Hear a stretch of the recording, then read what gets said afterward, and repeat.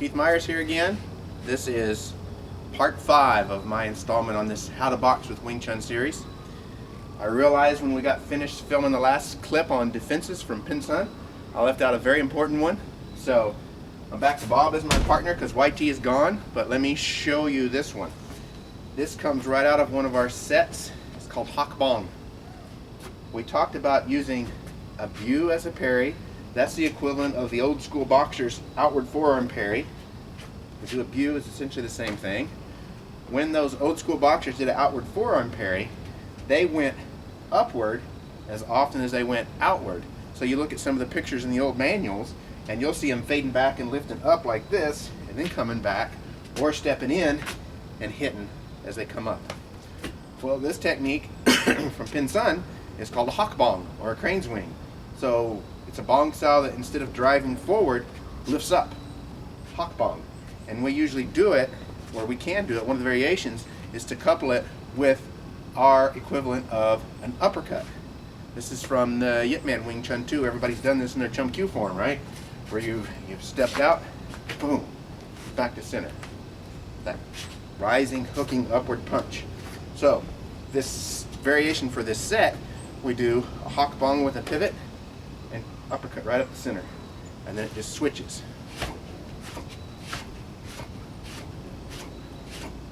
So the way we apply this in a boxing setting, you can imagine if I'm squared off with Bob and he's throwing kind of a loopy, wider punch, and I've got the opportunity to come under it, I'm going to step in and hit. I'm going to Hak Bong and hit all in one motion. Now, we put it in series because we don't want to, it's a bong style, so the bong style does not remain. We don't leave it hanging out there. The minute I do it, it's flowing into something else. I'm not going to leave it out there to admire my handiwork. So once I've hit, it immediately flows into the next punch. That just should be cued in automatic. Hit, hit. Should always come out that way. Hit, hit. This hand may be another Hak Bong, or this hand may just be kind of a floating view style to cover this arm. But if I've blocked and I've hit, I'm immediately going to be hitting again.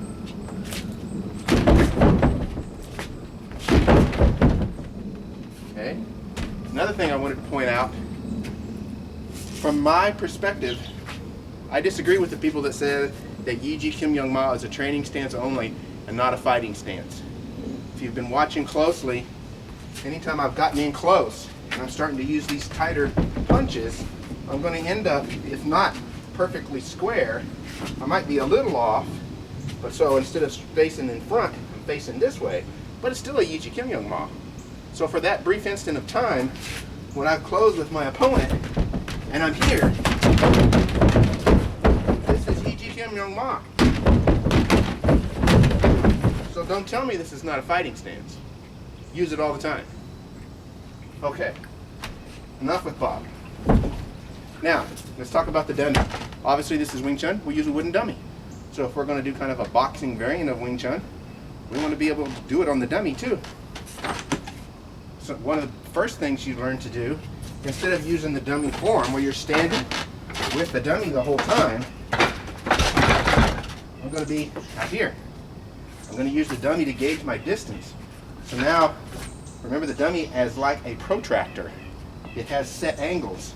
The dummy's not going to move for me, so I have to move around the dummy. It makes me work my angles and get things right. So one of the first things we do is work the Pak Sao. I've got my range, I step in, I know where I am with my Pak Sao. I'm moving around the dummy just like I would move in front of an opponent. I work my Pak Sao. At a certain point, I'm going to do the touch and go, right? I'm out here, Pak Sao, then I'm going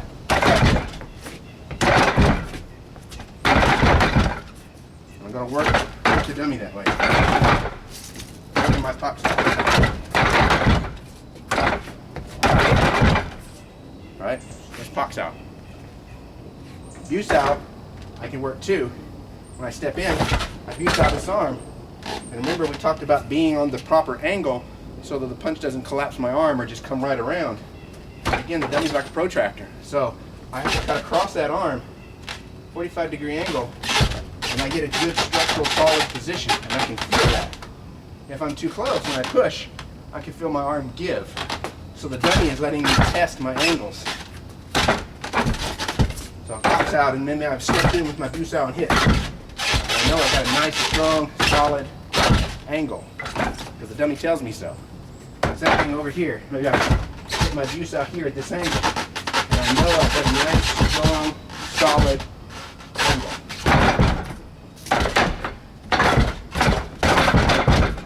Okay? Busao. Hunsao, his arm's not going to fly away. Remember we did the Hunsao.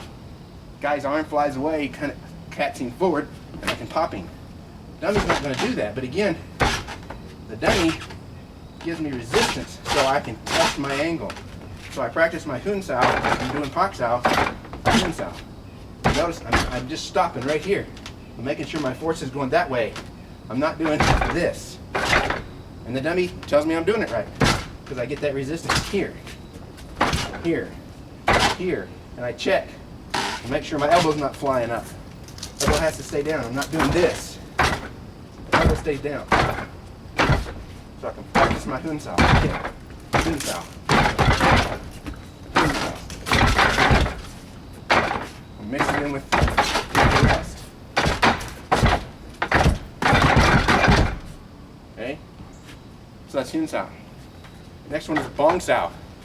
Remember, typically I would stand here, I'd let the opponent step into me with a punch that's crossing my forearm, get my angle with my Bongsao, and hit him with a Gua Choi.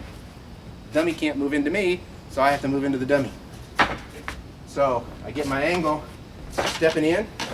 Notice how I can pretend that this is the punch coming straight at me, right? Right down my center. So I'm here. The guy's coming at me. I get that little bit of an angle. And then I don't grab this arm, I grab this arm, which is the equivalent of contacting here, pulling his arm across, right? I'm not really pulling, I'm smacking it over there. So I'm not even closing my hand. It's a tap. So I step in, pow. Step in, pow. Step in, pow. Step in, pow. Step in, pow. Alright. Bongsao, Gua Choi. And again, the dummy kind of checks me. I stick to the arm the whole way. Boom, bam, boom, bam. That's the Bongsao to the Gua Choi. Notice my dummy's padded. This is one of the Warrior dummies out of Canada. I really like this. I've got the padded gloves on too, but I could easily take these gloves off and go at kind of a lighter, moderate pace and hit this thing a lot harder than I would hit a hardwood dummy. Put the gloves on, and I can hit it almost as hard as I'd hit Bob. So it's nice. It's got just enough give here to be a little more realistic. Alright, so that's Paksao, Hunsao, Busao, Bongsao. Now remember, our equivalent of a high cover is called Sao Sao, or cover hand. It comes up with this palm. I didn't show this with YT, but a great way to do it on the dummy is using that side step to the dummy step, you know, the angling in on a 45-degree line. That's the other thing. The dummy is set like a protractor, right? So when I'm coming in on the dummy, I want to make sure I'm on that 45-degree line. That's the best spot to be in. So I can sidestep and use this as my cover coming up. His arm's coming at me, I parry it, then I've got his arm resting on my Sao Sao. I've made sure I'm covered. And what that does for me is that puts my hand in line right with his face as I step in. Because remember, we do the set like this. Bam. So if I'm here, we're exchanging, he throws a punch, I sidestep, I catch it here, and then as I'm stepping in, right across his face, right, and through him, and bam. But the arm gives me that resistance to know I've got this where I want it. And then I hit, turn back. Same thing going to this direction. I'm going to step out. Here's my Sao Sao. Then as I turn back in, bam, across his face, bam. Start working him. So again, it's coming across this way, turn in. That's our Sao Sao on the dummy. Let's see, Sao Zhong doesn't really apply very well in the dummy because there's nothing coming in. I don't use it to turn the corner. The evasiveness we talked about, I can be here and practice fading back and springing forward. And again, the dummy is a protractor, right? Angle is set. So that makes sure that I'm punching right up the middle when I come back. So I fade back, right up the middle. Fade back, right up the middle. Fade back, right up the middle. And that, you play with it and some of the other things, and that's essentially, you can box the dummy. Just use it as your measure, stepping around to get the angles, practice different things, punching combinations on the dummy. Okay. Also wanted to comment, I tend to favor the pillar bags over the typical hanging heavy bags, mainly because unless you're working in a gym or a school that already has one, it's hard to hang a heavy bag anywhere else. A pillar bag you can put anywhere. I don't have one set up right now, but I used to have one of those big Century pillar bags.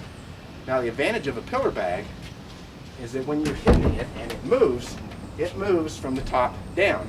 It moves like this, right? You can tell Bob moves around. I can chase Bob and he'll scoot across the training area. Heavy bag can't do that. A heavy bag doesn't tilt from the top down, it swings from the bottom up. So a pillar bag moves, in my opinion, much more like a real opponent does. It gives you a little more realistic feel, even when it's not Bob and just a basic bag. I think is a little more realistic than a hanging heavy bag, and a lot easier to deal with, to place in a training facility. So that's my part 5, just some ideas of how to play with all of this on the dummy. I hope to do future installments. In the future we plan to show some sparring with this. We haven't dealt with legs or kicks at all. That would be coming. It might be a while though, because Uncle Sam is about to send me to the Middle East for the next 5 months. So stay tuned, we'll be back.